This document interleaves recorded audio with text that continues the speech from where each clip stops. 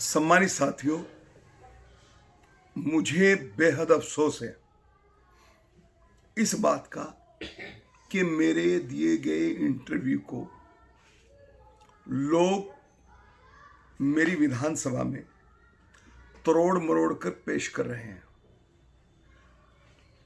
मैंने इंटरव्यू जो दिया है, मैंने ये कहा है कि हमारा मकसद मीरापुर विधानसभा नहीं, पूरा उत्तर प्रदेश है। पूरे उत्तर प्रदेश में हम चुनाव बड़ी मजबूती के साथ लड़ेंगे और तब तक अकेले लड़ेंगे जब तक सामने वालों को, वे हमारे चंद्रशेखर भाई आज़ाद हो या बहन जी मायावती जी हो या भाई अखिलेश यादव हो, इनको ये एहसास ना हो जाए कि बैरिस्टर असदुद्दीन ओवैसी की टीम और बैरिस्टर असदुद्दीन ओवैसी के चाहने वाले अपने को आगे बढ़ाने के लिए तैयार हैं।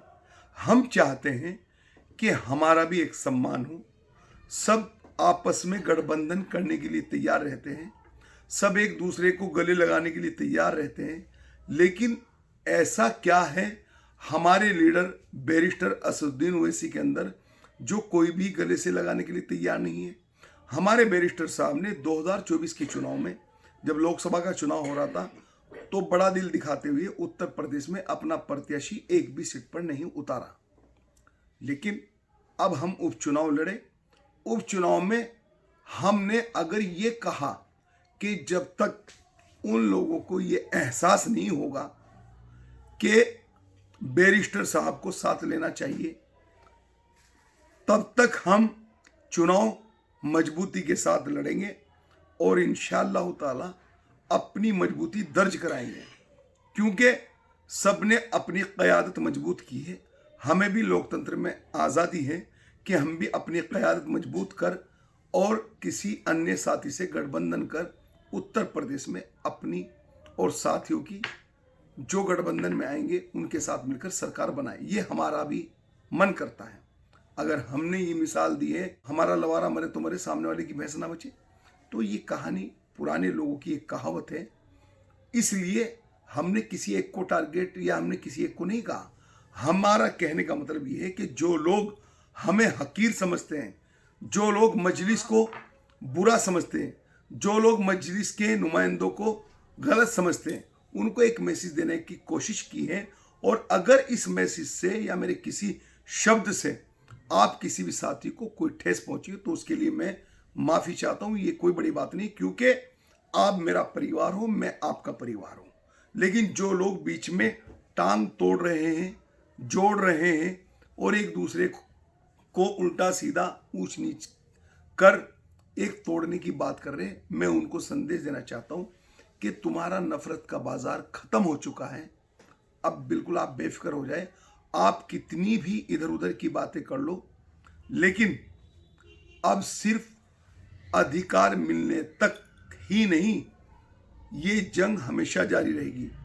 और साथियों, एक बात बताओ, अगर भाजपा से हाथ मिलाने में संबंध गहरे हो सकते हैं, भाजपा की बी टीम लोग कह सकते हैं, तो जो लोग विक्ट्री दिखा रहे हैं भाजपा की जीती हुई प्रत्याशी के साथ में, उनको आप क्या कहेंगे?